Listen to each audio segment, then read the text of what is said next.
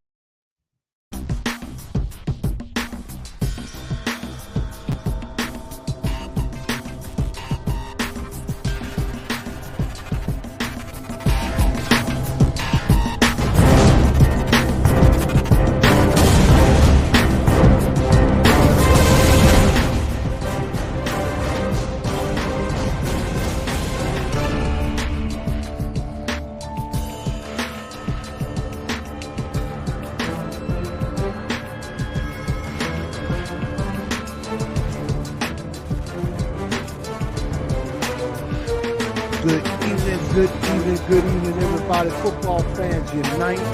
Welcome in to the Truth League Report. I'm your host, Chris, aka Blue Enforcer, and we're gonna have a great episode for you on this evening as we head north in the AFC. We're gonna be talking the AFC North, and as far as previewing the division, we're going to look at every team and we're going to see who ends up winning this division. And before we do get started, I just want to make sure everybody knows you can follow on any of the pages here on Facebook at TNT Enforcers or the TNT, the Titans of Truth official page, as it is on the ticker below. Also, you can follow on Twitter at TNT Blue Enforcer and on Instagram at Titans_in_truth for all of your Titans of Truth needs as far as anything on any show, whether it is the Titans of Truth that I do on Wednesday nights or the Truth League Report that I do each and every Monday. So thank y'all for tuning into the show. I appreciate everybody. Just trying to kind of spread my wings to some other fan bases. So Who Dey Nation, Bengals fans, you got the Steel Curtain, Pittsburgh, you got the Ravens and the Raven Flock, and then you also got the Dog Pound being the Cleveland Browns. Y'all come on in. Let me know what y'all think. Again, make sure y'all share this show out, whether it is on Facebook, Instagram, or Twitter. Definitely make sure you smash that like button and everything. And if you haven't already subscribed to the channel, go ahead and do so. And I guarantee you will not regret it. So definitely subscribe on Titans and Truth on YouTube. Just hit that subscribe button and hit that bell and put all so you're notified of every time that a show comes out. So that you get all the details and get all the content as it gets out. And again, make sure you smash that like button as well. You know, you're helping me, you're helping the channel, and we're definitely trying to grow out to more NFL fans around the world. Last but not least, this is also going to be on every podcast channel that you may have: Spotify, iHeartRadio, Apple Podcasts, Google Podcasts. They will be out on all those platforms. So you could, if you can't get to YouTube or Facebook, you could definitely check me out on any of these podcast platforms that you may have. Go ahead and give me a rating, and go ahead and download and follow that as well, so you get notifications if you just specifically go on those podcast channels, and that way you'll know if it goes live as well. So the Truth League report here, we're focusing on the AFC North.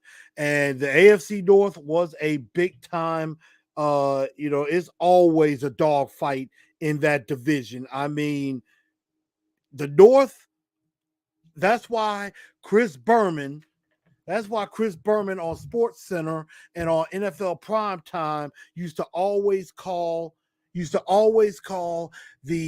North the NFL, like they used to call them the Norris division, kind of like in hockey, they used to have those divisions in the with like Chicago and St. Louis and Minnesota and all them in hockey. He used to call them the Norris division, and that's kind of how he refers it. That's how he refers it to the NFC and the AFC, but we're focusing on the AFC North right now. Of course, we're going to start talking about the North, and we're going to start, of course, with the Cleveland Browns. The Browns, who last year, let me see, I have my records. So the Browns, we're going to start off with them. Last year finished 8-9 on the year. They were third in the division, and the Browns, of course, they had to deal with a lot of injuries, particularly to Baker Mayfield, who definitely tried to play through those injuries. And now, of course, Baker Mayfield, he's gone now. He got traded. He's in Carolina. And I guess they just really didn't believe, they didn't believe enough in him. They already, I believe, picked up his 5th-year option already. And they traded him away to Carolina. So that's going to be, the question is, how did they fill that void with that? We're going to get to that in just a moment. But of course, you have some guys coming back in Nick Chubb, who is definitely one heck of a runner, over 1,250 yards and 8 touchdowns. And of course, you have that menacing Myles Garrett, who was one of the best defensive linemen in the league, had 16 sacks last year. I believe that led the NFL, if I'm not mistaken, when it came to sacks. So I'm definitely going to, definitely confirm all of that. But I believe, that he was tops in sacks for the NFL. And so, that Browns defense is very good. And Anthony Walker, who had 113 tackles, formerly of the Indianapolis Colts, now with the Browns. So actually, I take that back. He was third in the league in sacks. Myles Garrett, third in the league in sacks. We'll talk about, of course, the other person that really did some damage for Pittsburgh, and I forgot to put that mark on there. But we'll talk about him when we talk about the Steelers. But some key additions that were made to this Browns team, you got Amari Cooper, who got traded from the Dallas Cowboys to the Cleveland Browns to help their receiving core. Of course, with in the departures, you noticed Odell Beckham, of course, went to the Rams. And then, of course, Jarvis Landry signed in New Orleans. Signed in New Orleans this offseason. Austin Hooper, of course, went to the Titans. And so Amari Cooper comes in. They re-signed David Njoku to a new deal. So, that is something that's major. And of course, one of the major additions, one of the key additions I forgot to mention, of course, was Deshaun Watson, who got traded from the Houston Texans to the Cleveland Browns, got a $230 million contract guaranteed. The only problem is he is now suspended for 11 games this upcoming season. That just, of course, came down with Roger Goodell in the NFL. So I honestly thought he was going to be suspended for the whole season, but he's only been suspended for 11 games this upcoming season. So he will be able to return, I believe, week 13 at Houston, of course, of all places. And so, also along with Watson and Cooper, they bring in Tavern Bryan, former Jaguar defensive lineman. And of course, they also bring in Jacoby Brissett as well. And he will be the starting quarterback to steady the ship until Deshaun Watson gets off a suspension. And so that's something that, the Browns are going to have to fight through. The quarterback position is going to be very crucial. And now that Deshaun Watson is at least down for 11 games, that's something that they're definitely going to have to contend with. In the draft picture, as you can see, they didn't really have any picks because of the Deshaun Watson trade. So they didn't get a chance to pick until the third round. They get a corner, Martin Emerson from Mississippi State. They get a defensive end and Alex Wright from UAB. So they did get some picks later. They got David Bell, a wide receiver out of Purdue who may be starting. Perion Winfrey from Oklahoma, a defensive lineman. K. York, a kicker in the fourth round, and I believe he will be their kicker going forward. So the Browns definitely tried to salvage their draft because they traded away a lot of their picks for Deshaun Watson. Give me just a moment.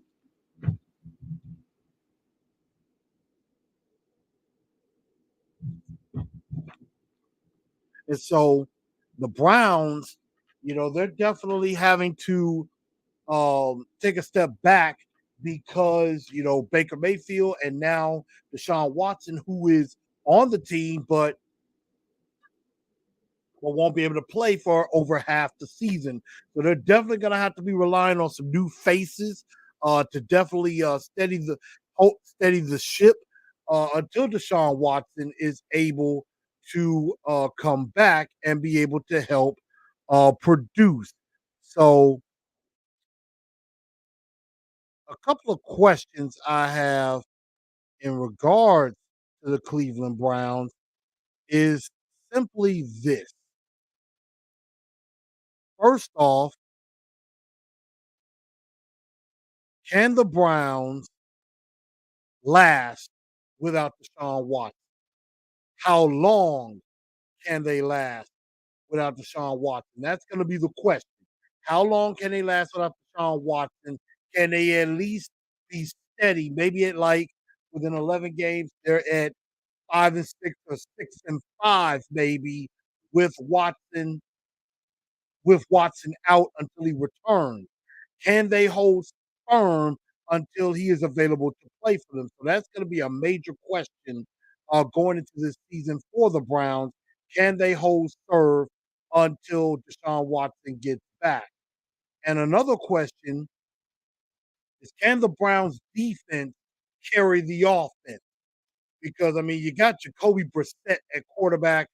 That doesn't exactly inspire hope. Even though they have a decent offensive line, they have a very good running game with Nick Chubb, and even though Kareem Hunt, I believe, has said he wanted out of Cleveland, he said he's wanted out of Cleveland. Can the Browns hold serve until Deshaun Watson does come in? Can the defense carry the offense? That's going to be the major question. You're going to have Myles Garrett on one side. You're going to have Jadeveon Clowney on the other side. Anthony Walker, who led the team in tackles. You got J.O.K., Jeremiah Owasu Koromora. And you got one of the better corners, one of the best corners in the game in Denzel Ward. So that is definitely something that is going to be a question is, can this defense hold up until the offense is able to somehow catch up when Deshaun Watson is back in play? And that is definitely going to be a topic of conversation, definitely going on in the dog pound. But I think the defense has been very, very solid all for the last few years. And I mean, Myles Garrett is a load to deal with. And Jadeveon Clowney, when he's healthy and he's not, you know, hurting the team in any way, he could be very, very resourceful. He had 9 sacks last year himself. So I think they do have the makings of being a very menacing pass rushing duo together. So that is the question that I have for the dog pound. Can they hold up until Watson gets back? And can this defense carry the offense? And now to the schedule, this is what I got going on with the Browns. And the dog pound is probably not going to like me for it. I think the Browns take a step back. I think by the time Deshaun Watson comes, it may be a bit too late. So I have them losing the first game in Carolina to Baker Mayfield and the Carolina Panthers. That first game is Baker's first game as the starting quarterback of the Carolina Panthers. Of course, he's going up against his former team. He's going to want to show the Browns, you shouldn't have traded for Watson. You should have stuck with me. But I do think the Browns rebound, get a victory over the Jets. I think the Jets are going to stink completely. Then I unfortunately got them losing 3 straight games coming up against Pittsburgh. I think, the Pittsburgh Steelers, I think they're gonna bounce back. I think they struggle in Atlanta against the Atlanta Falcons, and again, then they will lose to the LA Chargers. And again, I just think all of this is mainly because Deshaun Watson is not in there with that. But I do have them getting a victory over the New England Patriots. So at this point, I have them at 2-4, but then I have them losing 2 more to Baltimore and Cincinnati. So at least for the first half before their bye, I got them at 2-6. And I think the Browns struggle out of the gate without Deshaun Watson. And I think the offense struggles to find themselves, putting a lot of pressure on their defense. But I do have them picking up a win against Miami. Then they lose to Buffalo. They lose at Buffalo and to the Tampa Bay Buccaneers as well. Deshaun Watson then comes back. So at this point, they are 3-8 at this point when Deshaun Watson comes back. And I only have Watson getting them maybe 3 more wins.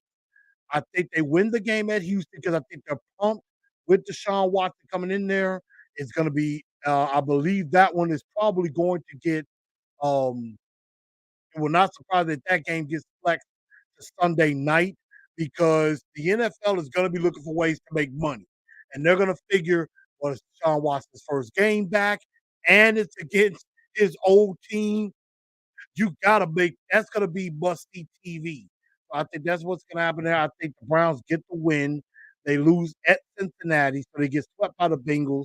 But I think they come back, beat Baltimore, lose to New Orleans, and then they beat Washington in DC and lose to Pittsburgh to end the year. So I have the Browns taking a step back, finishing 6-11 on the year. Again, that is just my original thought. Again, I am not a expert on any of these teams. Just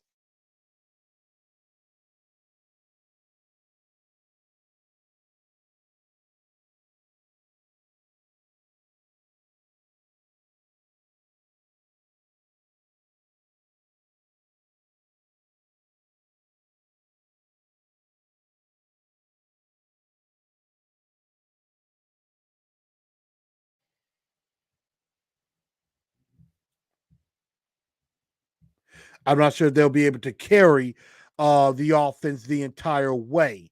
So I definitely think the Browns could improve in some areas, but I just don't see them being successful this season. So I see them at 6-11.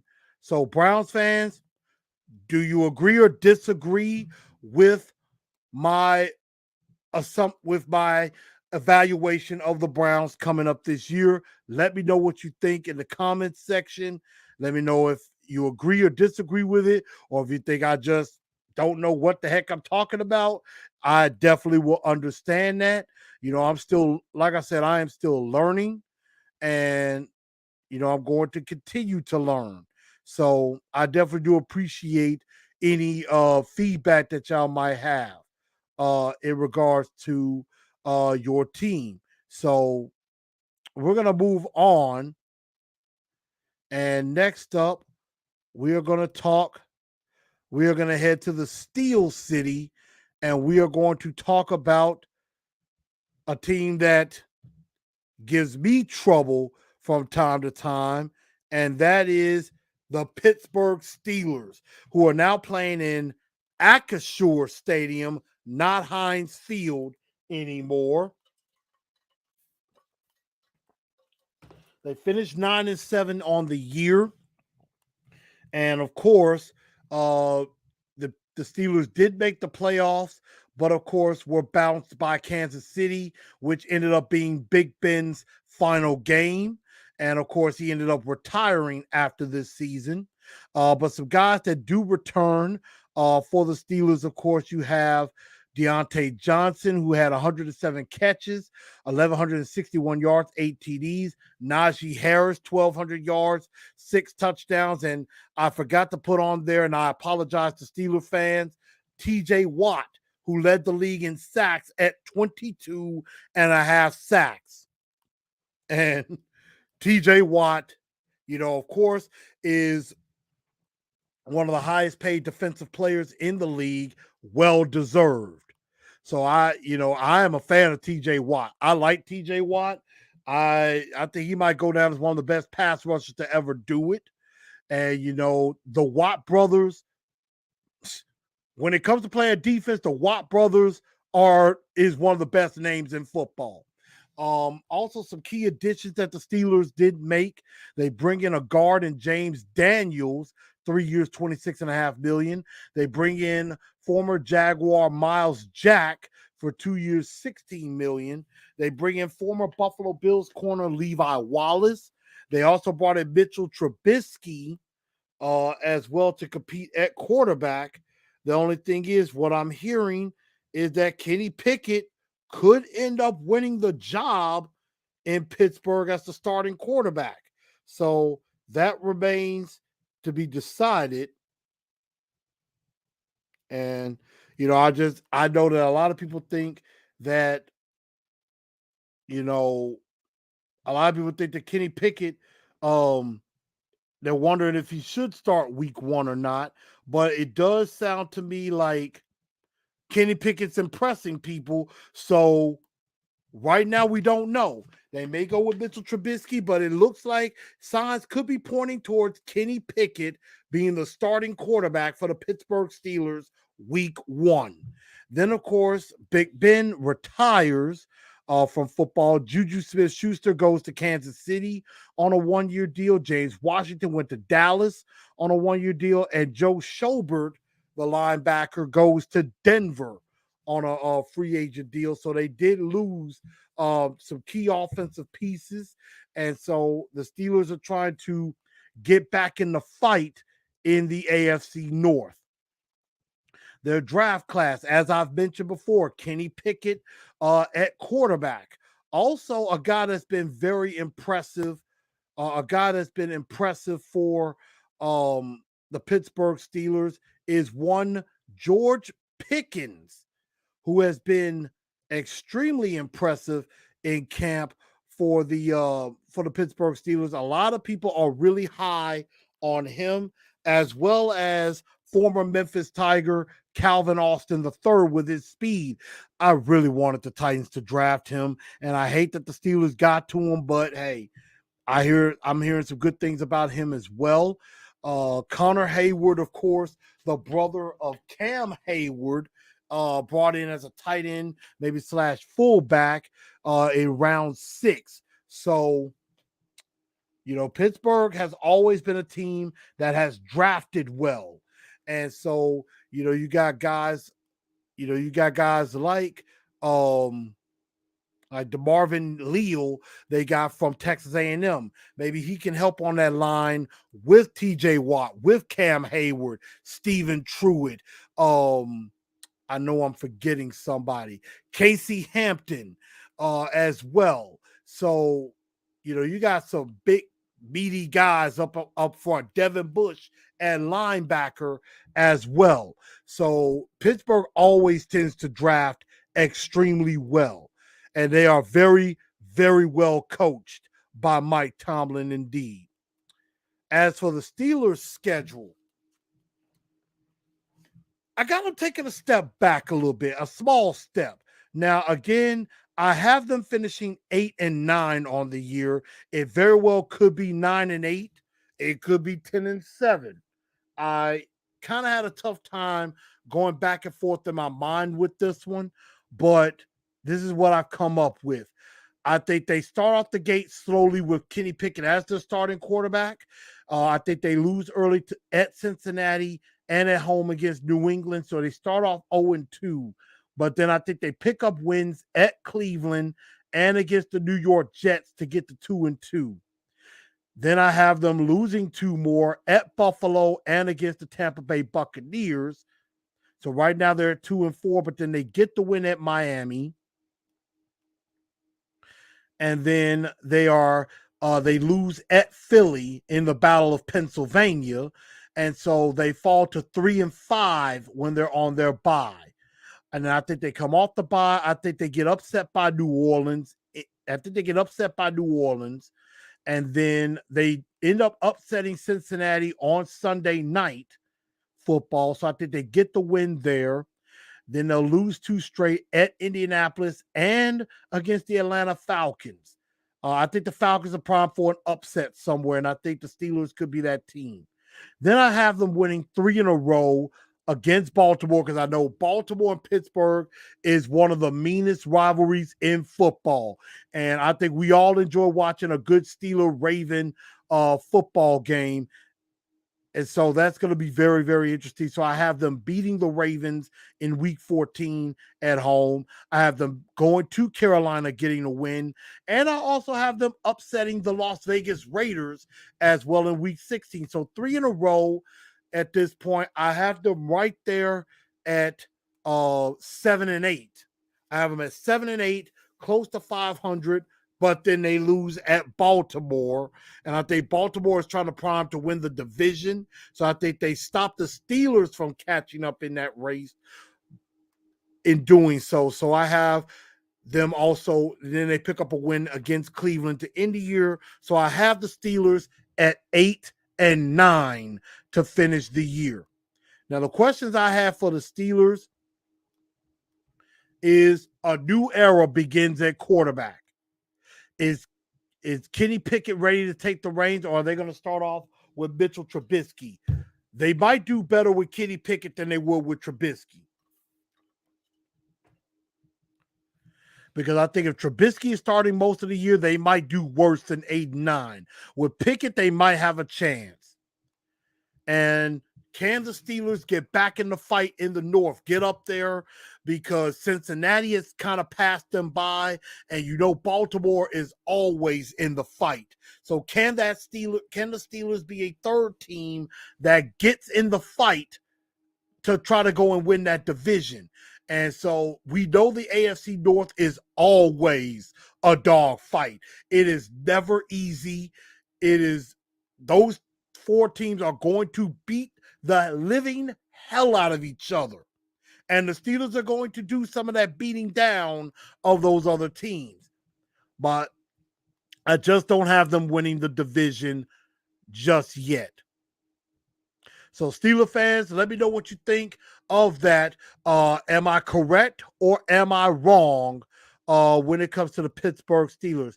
Again, definitely make sure you like this show. If you enjoy it, smash the like button. And then also make sure you subscribe to the channel, because I'm going to be doing this Truth League Report all over the NFL each and every Monday. So definitely looking forward to that. Make sure you hit that subscribe button and also ring that bell, so that way you put it to all, so that way you get any notifications of any shows that are coming out. So definitely take a look at that. So Truth League Report continues. I am Blue Enforcer, aka The Truth. Yes, I am a Tennessee Titans fan, but I'm a football fan. So I definitely do enjoy football. And y'all can definitely check us out each and every Monday night, usually around 6:30 p.m. I know I'm a little late today doing this, but definitely going to be the number one podcast talking about all things NFL. So definitely get up with me, if you will.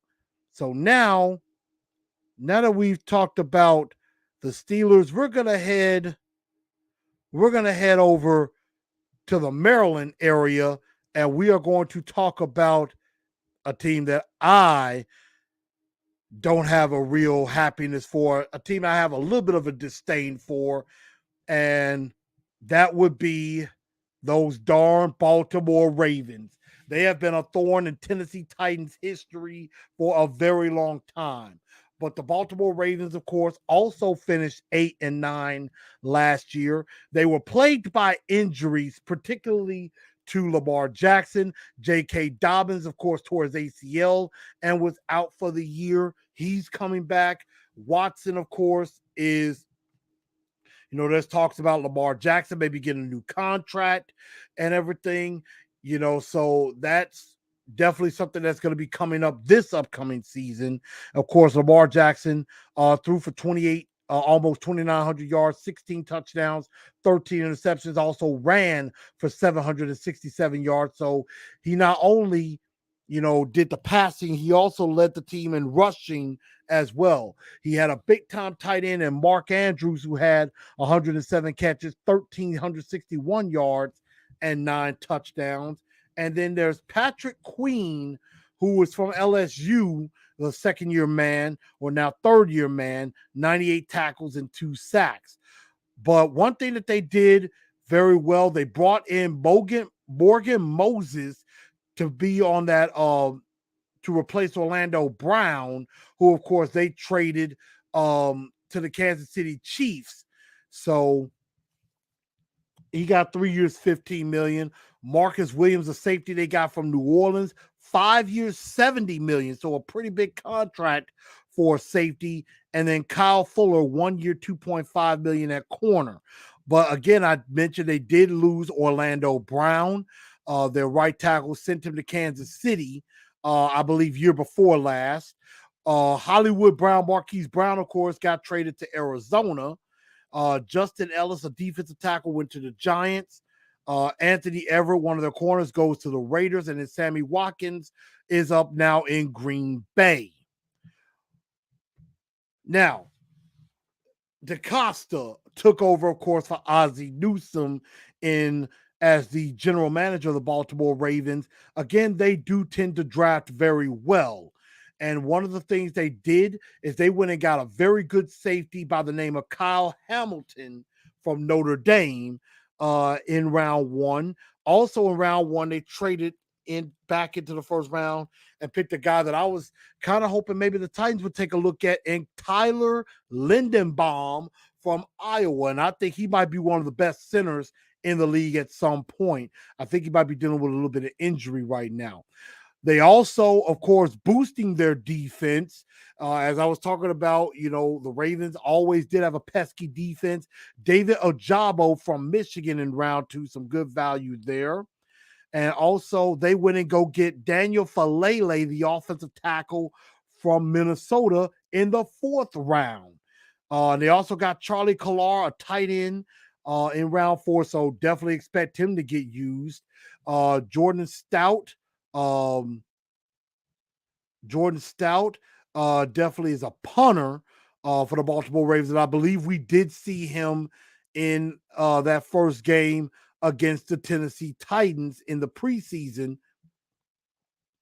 So the Ravens definitely know how to draft, and they draft well. Isaiah Likely's another in the 4th round. They had like 5 4th-round picks in this draft. 6. 6 4th-round picks, and they picked them all. And I think they got some good ones in the 4th round. With Isaiah Likely, with Charlie Collar, I think are some good value picks and everything. So the Ravens know how to draft. That is one thing about the Ravens. They also draft extremely well. And so, which helps me get to the question for the Ravens flock: can Lamar stay healthy and help the Ravens rebound? So this is kind of a down year for the Ravens, but the question is now with Lamar Jackson, does he earn that new contract and can he stay healthy and get the team through the year? Now, Tyler Huntley played admirably in his absence last year, very much so, got him a few wins. So Tyler Huntley is definitely a nice backup quarterback to have in that situation. So I'm not, I'm definitely impressed with him. And then, of course, at running back with J.K. Dobbins coming back from injury, you got Gus Edwards as well. At receiver, does Rashad Bateman take that step up? Can Devin Duvernay be a speedster? I believe he's also their kickoff and punt returner.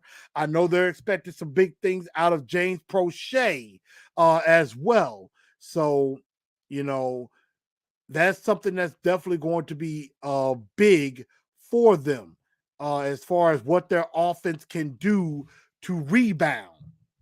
On the other side, can the Ravens be a dominant front seven as they were in years past? So, of course, you got Calais Campbell up front. You got a couple of good linebackers at Tyus Bowser. You got Odafe Owe. Of course, they bring in Justin Houston. And then, of course, they got David Njoku. I don't know if he's going to play much early on. And then, of course, you got Marcus Peters and Marlon Humphrey.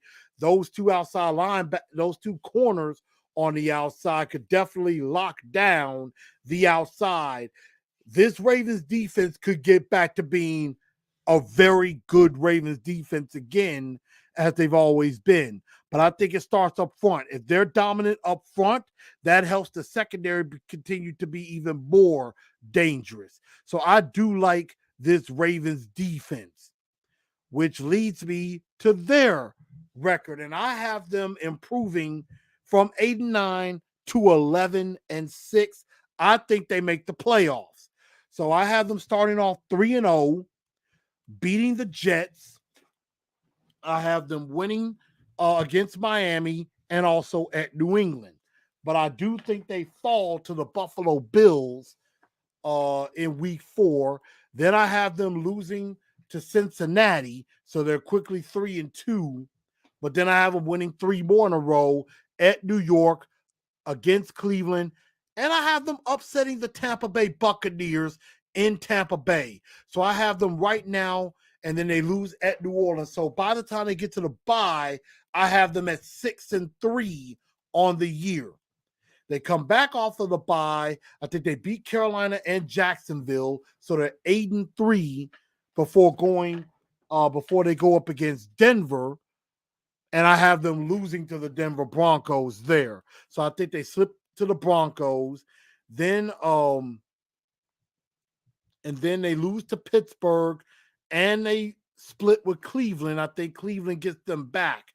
So at this point, they are at 8-6 at this point. But I have them reeling off 3 straight victories against Atlanta, against Pittsburgh, and at Cincinnati to make the playoffs. So I have the Ravens finishing at 11-6 on the year. That's kind of where I have them going as far as that. So Ravens fans, let me know what you think. Do you agree with this record of 11-6, or do you think I am wrong for what I'm thinking, or do you think they should win more games? So Ravens fans, let me know what y'all think on that. But I like this Raven. I think the Ravens could be very, very good. And I think they could be a team that has potential to definitely do some major damage in the AFC North. But last but not least, we will go to the team that shocked the world last year and got all the way to the Super Bowl last year, and that is the Cincinnati Bengals. 10-7 last year. They upset the Kansas City Chiefs, which helped the Tennessee Titans, and then they beat them again in the playoffs in the AFC Championship to get to the Super Bowl. So very much impressed with the Bengals and what they've done. I know Who Dey Nation is on an all-time high, my brother included. And of course, definitely got to shout out a guy, one of the best DJs of all time here in Memphis, Mike Evans and the Morning Man. So I know he's a big Bengals fan as well. But the fact of the matter is they were the surprise team. They were the team nobody saw coming going all the way to the Super Bowl. Even though I know they got Joe Burrow, who threw for 4,600 yards, 34 touchdowns, and 14 interceptions. Jamar Chase, of course, growing into being one of the best young receivers in the league, had 81 catches, 1,450 yards, 13 touchdowns. Mixon had over 1,200 yards, 13 touchdowns. And then Trey Hendrickson with 14 sacks. And then, of course, Logan Wilson, their star linebacker, had over 100 tackles as well. So definitely some big things with Cincinnati. They really invested in their offensive line for this upcoming season, because I think that playoff game against the Tennessee Titans, they realized their offensive line is just horrible. So they go and get Alex Kappa, 4 years, $35 million at guard. Then they go get Lyle Collins, 3 years, $21 million. And then at center, Ted Karras at 3 years, $18 million. So they highly invested in their offensive line to protect Joe Burrow. Now, one player that they did lose was CJ Uzoma, the tight end. He ended up going to the New York Jets. So in the draft, what the Bengals were able to do, they go and get a safety in Daxton Hill. So they go get a safety in Daxton Hill in round 1. Then, of course, in round 2, they go get Cam Taylor-Britt. They trade up to get him a cornerback out of Nebraska. They went and got an offensive lineman from North Dakota State, Cordell Volston, in the 4th round. And also Zach Carter, defensive tackle from Florida, in round 3. So the Bengals didn't have a lot of picks that they had to use when it comes to their team, but it does make me question this. Were the Bengals a one-hit wonder? Or do they repeat their success from last year? Because obviously they're going to run it back, obviously, and that's going to be the question. Did they build on this offensive line to protect them? Because they got Lyle Collins will be at right tackle, Alex Kappa will be at right guard, Ted Karras at center. Then they got second-year man Jackson Carman at left guard, and Jonah Williams at left tackle. So, can this team block and protect Joe Burrow to go along with their talented trio of receivers in Jamar Chase, T. Higgins, and Tyler Boyd? Of course, Chase and Higgins both over 1,000 yards. Tyler Boyd was right there at 1,000 yards. And then, of course, defensively, you got Trey Hendrickson, Logan Wilson, who is a pretty good linebacker, Jesse Bates, one of the better safeties in the league, and then Chidobe Awuzie and Eli Apple do well at corner. So were the Bengals a one-hit wonder? That's going to be the question. Do they repeat and, do even more this upcoming season? Because I believe they did win the AFC North. So they won the North last year. Can they repeat it and do it again this year? And the second question is, will the offensive line improve? They've obviously invested a lot of money in the offensive line. So they're definitely trying to show that they can step up. They're showing that they can improve. So we're definitely going to find out if this Bengal offensive line can indeed improve. That's going to be the question. If they keep Joe Burrow upright, he's going to do some damage. If he's getting put on his butt, that's a problem. I am concerned about the left side of the offensive line. I think the right side, from the center to the right, I think they solidified. It's that left side that I'm worried about if I'm a Bengals fan. And so here's the schedule that I have for them. I got them actually doing even better. I think they get 13-4 and win the division. Again, I think they start off 5-0 with wins over Pittsburgh, Dallas, the New York Jets, Miami, and Baltimore. But I think they do slip up a bit against the New Orleans Saints and fall, but then they get right back to their winning ways, defeating Atlanta, Cleveland, and Carolina. So I have them starting off at 8-1 on the year. I think Cincinnati could be a very dangerous team going into the bye week. Then they come out of the bye week. I think they slip up a little bit. Because usually when you're winning, you want to keep playing. You don't want to stop. I think the bye week does a detriment to them. I think they lose at Pittsburgh, and then they lose at Tennessee. I think the Titans get their revenge on the Cincinnati Bengals. I think the Titans get the win there. So I think they do come back. I think they beat Kansas City. I think they have Kansas City's number. I think the Bengals seriously have Kansas City's number. Then I think they beat Cleveland again. They beat Tampa Bay in Tampa Bay. And then I also have them beating the New England Patriots. I think they also beat the Buffalo Bills. And I think they already have the division and everything wrapped up. And I think they fall to the Baltimore Ravens at the very end. So I have the Bengals finishing 13-4 on the year. And I think it's an impressive record for them.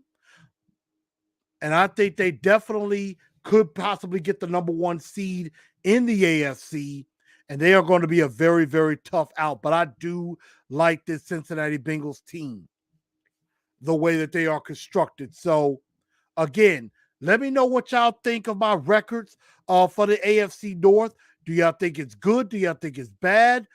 Indifferent? Y'all let me know and in the comments section on that. And again, I definitely want to make sure y'all make sure, if you haven't already, definitely make sure you smash that like button, and also make sure you subscribe to the channel if you haven't done so already. And in that way, you are going to be in the loop. You'll know what's going on, and we keep you very well informed. But everybody, I think that's just about going to do it for this AFC North edition of the Truth League Report. Again, I have the Bengals winning the division at 13-4. I have the Ravens making the playoffs at 11-6. I have the Pittsburgh Steelers finishing 8-9. And then I have the Cleveland Browns finishing 6-11. So, everybody, I thank y'all for tuning in to the Truth League Report. I am the truth. And make sure y'all go ahead and follow any of those channels on the screen right there on Facebook, Twitter, and Instagram. And more is to come. And if you want, go ahead and stay tuned, as we will also now talk about the NFC North. So we're definitely going to have that coming up for you as well. So stay tuned for that. This has been the Truth League Report. Thank y'all for tuning in. And y'all have yourselves a really, really good night.